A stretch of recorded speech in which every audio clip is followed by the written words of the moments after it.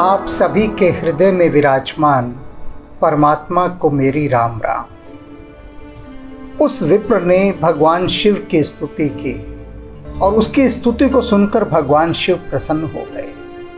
वह स्तुति रुद्राष्टक के नाम से जानी जाती है। सुन बिनती सर्वज्ञ शिव, देख विप्र अनुराग, पुनि मंदिर नभवाणी भई, द्विजवर बर मर मांग। मंदिर के अंदर आकाशवाणी हुई, भगवान शिव बोले प्रसन्न होकर उस ब्राह्मण से कि मांग क्या वर मांगता है। अब वर मांगने की बारी आ गई ब्राह्मण की। कुछ भी मांग सकता है, कुछ भी। सोच कर चलिए वो कैसी अवस्था होगी कि जब भगवान शिव साक्षात कहें कि मांग क्या मांगता है। शिव तो औघड़दानी है, कुछ भी दे दें, कुछ भी। यह नहीं सोचते देते समय कि इससे लाभ होगी या हानि, कुछ भी नहीं, कोई विचार नहीं। जो मांगो वही दे देते हैं। अब क्या मांगेगा वह ब्राह्मण और किसके लिए मांगेगा? क्या कहते हैं ब्राह्मण जी वो, जो प्रसन्न प्रभु मोह पर नाथ दीन पर ने, निज पर भक्ति देई प्रभु पुनि दूसर बर दे।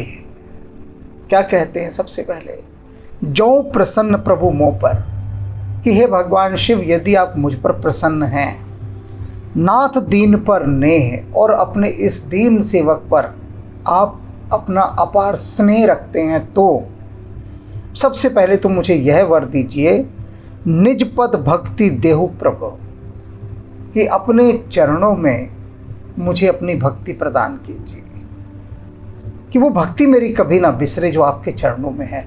पहला वर तो मुझे ये दे दीजिए। अब भगवान शिव वर मांगने को कह रहे हैं। अरे भैया रे, इतना कुछ है दुनिया में मांगने को, लेकिन ये ब्राह्मण देव क्या मांग रहे हैं कि आपके चरणों की भक्ति मिले। पहला वर तो ये दे दीजिए, पुण्य दूसर वर देहु, लेकिन इसके बाद एक वर और चाहिए प्रभु, दूसरा वर। अब ये जो दूसरा वर चाहिए ये अति महत्वपूर्ण वर है। पहला तो मांग लिया, ठीक है, वो तो सामान्य वर है, उससे तो भगवान और प्रसन्न होंगे। वो कहेंगे भैया इसने मांगा तो कुछ है ही नहीं, सीधा कहा है कि आपके चरणों की मेरी भक्ति बनी रहे, पहले तो ये दे दीजिए। तो ये तो और प्रसन्न करने वाली बात हो गई प्रभु को। अब साथ साथ लगा दिया कि दूसरा वर भी दो। क्या दूसरा वर? तव माया बस जीव जड़। कहते कि हे प्रभु, ये जो आपकी माया है ना, इस माया के अंतर्गत ये जो जीव है, कैसा जीव? जड़ जीव, मूर्ख जीव। तब माया बस, आपकी माया के वशीभूत है ये जीव। और जीव भी कैसा है? जड़ बुद्धि, मूर्ख, संतत फिरई भुलान, और इस आवागमन के चक्र में भूला मारा मारा फिरता रहता है। आपकी माया से भरमाया हुआ आवागमन के चक्रों में ये भूला फिरता रहता है। इस जीव का क्या कहूँ प्रभु? अब ये किसकी तरफ इशारा कर रहे हैं? अपने उस दुष्ट शिष्य की तरफ जो अहंकारी है, उसी की तरफ संकेत करके कह रहे हैं कि देख रहे हैं प्रभु इस जीव को, इस जीव पर आपने क्रोध किया, क्योंकि इसने काम ही ऐसा किया, अहंकार से भरा हुआ। लेकिन ये भी क्या करे, ये तो आपकी माया के वशीभूत हुआ ये मूर्ख जीव, ये भूला भटका मारा मारा फिर रहा है। तही पर क्रोध न करिए प्रभु, कृपा सिंधु भगवान। हे कृपा के सागर, हे भगवान, इस पर काहे के लिए क्रोध करते हैं? इस पर क्रोध मत कीजिए। तही पर क्रोध न करिए प्रभु, ये तो जड़ बुद्धि है, मूर्ख है, आपकी माया की वशीभूत है, इस पर आपने क्रोध कर दिया। इस पर क्रोध नहीं करना चाहिए था प्रभु, और क्रोध करके आपने इसे शाप भी दे दिया। अब शाप जो दे दिया, बस वही गड़बड़ हो गई, क्योंकि भगवान शिव का शाप टाले तो नहीं टलेगा, लेकिन टल सकता है। क्यों टल सकता है? क्योंकि भगवान शिव ने स्वयं उस ब्राह्मण से कहा कि मैं तुझसे प्रसन्न हूं, और मांग क्या मांगता है। अब ब्राह्मण कुछ भी मांग सकता है, कुछ भी। तो वो शाप मुक्ति के लिए भी कह सकता है कि प्रभु इसे क्षमा कर दो, अभी तो कह ही रहे हैं ना कि आपको इस पर प्रभु क्यों क्रोध किया, ये तो बेचारा माया के वशीभूत जीव है। शंकर दीन दयाल अब यही पर हो कृपाल। अब धीरे धीरे वह ब्राह्मण भगवान शिव को घेरने का प्रयास कर रहा है अपनी वाणी से। देखिएगा, ये शैली देखिए भक्त की, कितनी गहरी शैली होती है, सूक्ष्म। कि शंकर दीन दयाल, कहते हैं भगवान शंकर आप तो दीनों पर दया करने वाले हैं, बेचारों पर, मासूमों पर, निरीहों पर, इन पर आप दया करने वाले हैं। अब यही पर हो कृपाल, तो अब इस पर भी अपनी कृपा कर दीजिए, इस मेरे मूर्ख शिष्य पर, इस अहंकारी और दुष्ट शिष्य पर जो आपकी माया के वशीभूत हैं, इस पर भी प्रभु थोड़ी कृपा कर दें आप। कितने गहरे भाव के साथ वो ब्राह्मण कह रहे हैं और कितनी सुंदर शैली में कह रहे हैं। साप अनुग्रह होई जही नाथ थोरही काल। अब देखिए, अब वर मांग लिया है। आप सोचिए, आप उन ब्राह्मण की जगह होते तो क्या करते कि आपके शिष्य ने बहुत ही अहंकारपूर्ण व्यवहार किया और उससे क्रुद्ध होकर भगवान शिव ने उसे शाप दे दिया कि तू सर्प योनि में चला जा, सांप हो जा। अब उसको सर्प योनि में जाने का शाप दे दिया। अब गुरु क्षमा याचना कर रहे हैं, भगवान शिव को प्रसन्न कर रहे हैं और प्रसन्न करके उन्होंने भगवान से वर मांग लिया। क्या वर मांग लिया?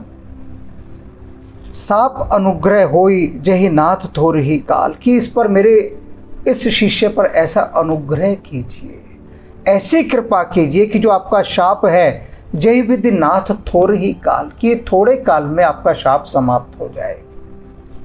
यह नहीं कहा कि आप इसको शाप से मुक्त कर दीजिए, यह नहीं कहा। कह दिया भगवान शिव ने कि मांगो, जो मांगना है मांग लो। तो ब्राह्मण यह भी कह सकता था कि आप ये शाप लौटा लीजिए, माफ कर दीजिए इसे और इसको सर्प योनि में जाने का शाप मत दीजिए। भगवान वह भी कर सकते थे, लेकिन भगवान की भी महिमा का मंडन रखना चाहते हैं, उसका खंडन नहीं करते। यही तो भक्त की गरिमा है कि देखा मेरे भगवान ने इसको शाप दिया, इसको दंड दिया, ठीक है, उनको जो ठीक लगा उन्होंने किया, लेकिन उनका कहा मुड़ना नहीं चाहिए, शाप इसको रहेगा। लेकिन क्या कहते हैं कि ऐसा अनुग्रह कीजिए कि थोड़ा अवधि घटा दीजिए, कम समय का कर दीजिए। दंड तो दिया, ठीक है आपको। अब यदि वो पूरा शाप माफ करवा देते, क्षमा करवा देते भगवान शिव से, तो क्या होता? काक भुठंडी को अपनी भूल का पता नहीं लगता। भूल का आभास तभी होता है जब उसका दंड भी दिया जाता है, दंड भोगा जाता है तब। तो ब्राह्मण ने पूरा शाप माफ नहीं कराया। उन्होंने कहा कि भगवान आप बड़े कृपालु हैं, मुझसे प्रसन्न हैं, यदि मुझ दीन पर स्नेह रखते हैं, मेरी बात रखना चाहते हैं, मेरा मान रखना चाहते हैं, अपने भक्त की लाज रखना चाहते हैं, तो प्रभु बस इतना कीजिए कि आपने जो मेरे इस शिष्य को सर्प होने का शाप दिया है ना, इसको जल्दी समाप्त करवा दीजिए, बस इतना चाहता हूँ, अधिक नहीं। विप्र गिरा सुन परहित साने। अब उस ब्राह्मण की परहित से सनी हुई वाणी सुनकर वो जो भगवान शिव है वो बहुत प्रसन्न हो गए। उन्होंने देखा कि अपने लिए तो कुछ भी नहीं मांगा, मुझे प्रसन्न किया और प्रसन्न करके अपने ही शिष्य की शाप मुक्ति के लिए प्रार्थना की। तो ये जो ब्राह्मण की ऐसी परहित लोक कल्याण से सनी हुई वाणी है, उसको सुनकर भगवान शिव और भी प्रसन्न हो गए। क्या कहते हैं? एवमस्तु, कि जा ब्राह्मण, ऐसा ही होगा जैसा तू चाहता है। एवमस्तु, ऐसा ही होगा। इत भाई नभ वाणी, ऐसी आकाशवाणी हुई भगवान शिव की, वर दे दिया, ये ठीक है, तू चाहता है ना जल्दी इसका शाप समाप्त हो जाए, एवमस्तु, ऐसा ही होगा, जल्दी ये शाप समाप्त हो जाएगा। यद्यपि कीनी यही दारुण पापा, कहते यद्यपि तेरे शिष्य ने पाप तो बड़ा भयंकर किया था, ये क्षमा के योग्य नहीं था, माफ़ी का हकदार नहीं था, मैं कभी माफ़ नहीं करता इससे। किंतु तुमने इतनी अनुनय विनय की, इतनी अनुनय विनय की कि तुम्हारी इस विनम्रता, तुम्हारी इस करुणा, तुम्हारी इस दया को देखकर मैं प्रसन्न हो गया, और तुम्हारी बात रखने के लिए मैं इसका शाप थोड़े ही दिनों में समाप्त कर दूंगा, लेकिन ये इस योग्य नहीं था कि इसे क्षमा किया जाए। ये तो पूर्ण रूपेण दंड का अधिकारी था। यद्यपि कीनी अहि दारुण पापा, मैं पुनि दीन कोप करी सापा। और इसलिए मैंने क्रुद्ध होकर इसको शाप दिया, क्योंकि इसने पाप ही ऐसा किया था, बड़ा भयंकर पाप। इसी कारण मुझे इसे शाप देना पड़ा। तदपि तुम्हारी साधुता देखी, और उसके ऊपर मैंने तुम्हारी साधुता देखी, सदाशयता देखी, विनम्रता देखी, तुम्हारा बड़प्पन देखा कि जो तुम्हारा अपमान कर रहा था, जो शिष्य तुम्हारा अपमान कर रहा था, उसे मैं नहीं सहन कर पाया, लेकिन तुमने सहन किया। तुम्हारी साधुता, ये उच्च कोटि की साधुता देखकर मैं बहुत अभिभूत हुआ, बहुत अभिभूत, बहुत अभिभूत तुम्हारी साधुता को देखकर। अब भगवान भी कितने प्रसन्न होते हैं साधुता का गुण देखकर, देख रहे हैं आप। शिव प्रसन्न हुए। तदपि तुम्हारी साधुता देखी, करहूं यही पर कृपा विशेषी। सिर्फ इसी कारण से, तुम्हारी साधुता को देखने के कारण मैं तुम्हारे इस शिष्य पर विशेष कृपा करूंगा, अन्यथा कभी ना करता।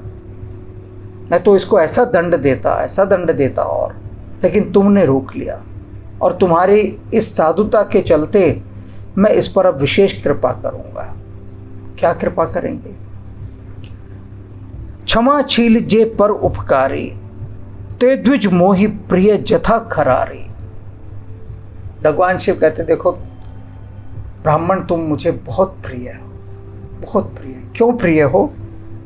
क्षमाशील, जो व्यक्ति क्षमाशील होते हैं, जे पर उपकारी, और दूसरों पर उपकार करने वाले होते हैं। भगवान शंकर कह रहे हैं, वे मुझे ते द्विज मोहि प्रिय जथा खरारी, वे मुझे बहुत प्रिय होते हैं, बहुत प्रिय। अब कितना बहुत प्रिय है? तो भगवान शिव कहते हैं कि जैसे जथा खरारी, जैसे मुझे खरारी प्रिय है ना, खरारी के समान मुझे क्षमाशील और परोपकारी लोग बहुत प्रिय होते हैं। अब खरारी कौन है? खरारी भगवान राम का एक अन्य नाम है, उन्हें खरारी भी कहा जाता है। खरारी क्यों? खर के अरि मने शत्रु। खर कौन? खर, दूषण और त्रिशिरा। खर दूषण का तो नाम सुना है ना, तो खर सबसे पहला प्रधान सेनापति था। ये तीनों राक्षस बड़े भयंकर थे, खर, दूषण और त्रिशिरा, जिनको राम ने मारा था। भगवान शिव कह रहे हैं कि जैसे मुझे राम प्रिय है ना, राम के समान ही मुझे वो लोग प्रिय हैं जो क्षमाशील और कैसे होते हैं? परोपकारी। अब यहाँ एक बात थोड़ी सी समझने वाली है। कांवड़ के दिनों में जब कांवड़ यात्रा होती है सावन में, तो कितने समाचार सुनने को मिलते हैं कि किसी की कार किसी की कांवड़ से टकराई, कांवड़ खंडित हो गई, जल गिर गया, और शिव भक्तों ने जम की जो पिटाई की, जो हंगामा किया, जो हिंसा की, जो कोलाहल मचाया, वहां पर क्षमा नहीं किया, उसे दंडित किया। उसने जानबूझकर कांवड़ नहीं तोड़ी। मार्ग है, रास्ते में कुछ भी हो जाता है, किसी का धक्का लग गया, जरा सी गाड़ी टकरा गई, संयोग था, एक घटना घट गई। वो शिव भक्त ये नहीं सोचते कि भगवान शिव की ये इच्छा थी कि भाई ये जल तू यहीं चढ़ा दे, बस तेरी यात्रा पूरी हो गई, मेरा ये जल यहीं चढ़वा दे। तो भगवान शिव ने क्या किया? किसी से अनजाने में उसकी कांवड़ पर टक्कर लगवा दी। कांवड़ टकराई, गिरी, खंडित हो गई, टूट गई, सारा जल नीचे गिर गया। अब वो शिव भक्त हिंसा कर रहे हैं, मार रहे हैं, पीट रहे हैं उसको। अब भगवान शिव क्या कह रहे हैं कि मुझे कौन से लोग प्रिय होते हैं? जो क्षमाशील और परोपकारी होते हैं। और कैसे प्रिय होते हैं? जैसे भगवान राम प्रिय हैं, खरारी प्रिय हैं। राम हृदय में वास करते हैं भगवान शिव के। पार्वती पूछती हैं कि जब आप आंख बंद करके ध्यानलीन होते हैं तो हे महादेव, मुझे बताइए आप किसका ध्यान धरते हैं? पत्नियां हैं, ऐसे प्रश्न पूछती हैं पति से कि ये आंख बंद किए बैठे हो, जरा बताओ किसको सोच रहे हो? पत्नी का अधिकार है पूछना। तो पार्वती जिज्ञासा करती हैं कि आप भला किसका ध्यान धर सकते हैं? आप तो देवों के देव महादेव हैं, आपको भला किसी की पूजा उपासना करने की क्या आवश्यकता? आप तो सर्वोपरि हैं, तो आप बताइए आप किसका ध्यान करते हैं? तो भगवान शंकर कहते हैं मैं राम का ध्यान करता हूँ। और ऐसे लोग जो क्षमाशील हैं वे मुझे राम के समान प्रिय हैं। अब एक भक्त ने मुझसे पूछा था कि ये कांवड़ जो लेकर आते हैं ये इतने उग्र क्यों होते हैं, इतने हिंसक क्यों हो जाते हैं? उसका कारण क्या है कि उनके भीतर उस यात्रा के कारण इतनी शक्ति का सृजन होता है। जब इतनी यात्रा करके वो आ रहे हैं पैदल चलते चलते चलते, तो भीतर शक्ति का तो जन्म हो गई। अब शक्ति तो उत्पन्न हो गई, नियंत्रण करने वाली शक्ति नहीं रही। जो नियंता होता है, जो नियंत्रित करता है, वो तत्व भीतर से गायब होता है। अब हुआ क्या? शक्ति हुई और वो शक्ति बाहर निकलना चाहती है, मार्ग उसको मिलता नहीं। तो ज़रा सी भी कहीं कोई ऊक चूक किसी के द्वारा हुई, दूसरे के द्वारा उसकी कांवड़ पर, अब वो शक्ति को मार्ग मिल गया। अब जिसने उसकी कांवड़ तोड़ी, कांवड़िए उसे तोड़ डालते हैं। तो हुआ क्या कि भगवान शिव जो कह रहे हैं उस बात पर उन्होंने विचार नहीं किया।